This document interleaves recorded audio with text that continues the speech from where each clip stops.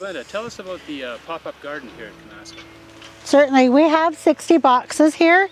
They were built here by Mark, Brad, and Inquala. One of our friends, Samara, had shared the plan with us.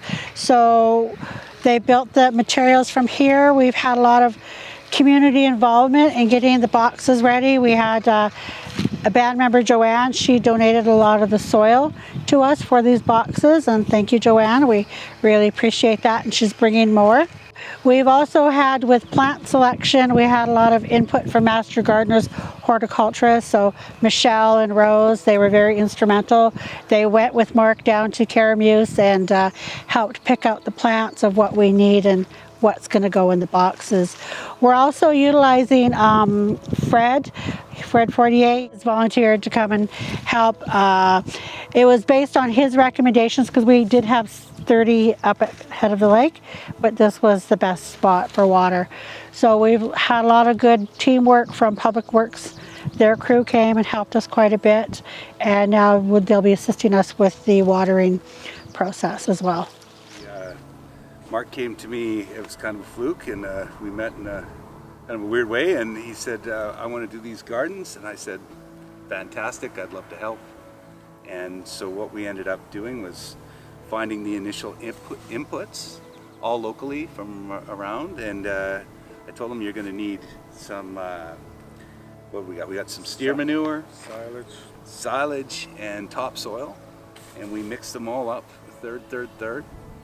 And then we decided we didn't have enough time to do the regular type of composting process, so we're doing what's called we're basically fermenting the soil. There's many terms for it. It can be known as spick composting, where it's done without oxygen, where we're essentially adding beneficial facultative microorganisms to the soil, and they ferment the soil in a much faster time. And you, in my opinion, get a much better product that just smells great at the end. So we were pushing time, so this is the way we did it. We mixed them all together, third. We got some local biochar from the local gentleman. We charged the biochar with Actera, which is our product, beneficial microorganisms. We let it sit. We then blended it into the soil, and Mark, brilliantly, the way he designed these beds, we were able to, he had the plastic all around to protect the wood, but the plastic just came on top. We put some rocks on top like we did here, and we've let it sit now for almost 2 weeks. We might let it sit a little bit longer. It's still a little bit hot, but if you look into the soil, one thing that we do to tell if the soil is healthy is the first thing we do is smell it. And if you smell a healthy soil, it sort of smells like earth and chocolate, that's a great sign. And in this particular soil, you can actually see, I don't know if you can zoom in there or not, but you can actually see the life. All of that white mycelium in there is fantastic. And that's what's going to make these plants grow like crazy.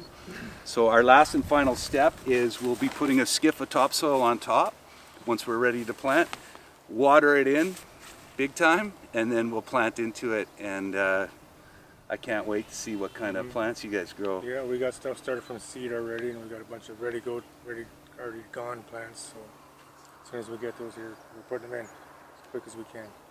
And what we did just now is we just wanted to check, we just did a cheap little test to see what the pH levels of the soil were, what kind of nutrients we're looking at, and what we may be lacking.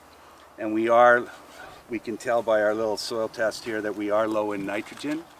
So depending on what we're planting, we might get a little bit of chicken manure or pelletized chicken manure for the tomatoes and stuff like that to just bring up our nitrogen levels a little bit. But other than that, they're almost ready to go. This is fantastic looking soil. We're so close. So close, and Mark's worked his butt off to get to this point that we're at here. So I can tell he's chomping at the bit. We got to get him in. Yeah, gotta eat. Yep. Healthy food, healthy planet.